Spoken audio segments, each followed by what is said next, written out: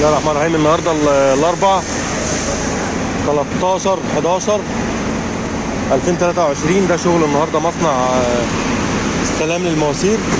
طبعا عاملين شغل بس بطريقه تانية خالص غير الشغل اللي احنا عاملينه. يلا يا حبيبي ده شغل. الجراكن فين؟ الجراكن دي تشيلها لي ما ترميهاش عشان نحط فيها بنزين. يابا عشان بندوخ على جيركن ما بنلاقيه. طبعا الشد اهو طريقه الشغل.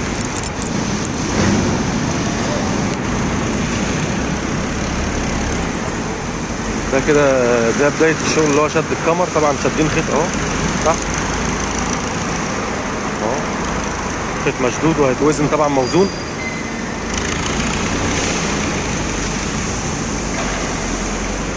خد الدراع يا محمد وديه هناك يلا ولا في دماغك ابوك على الصبح.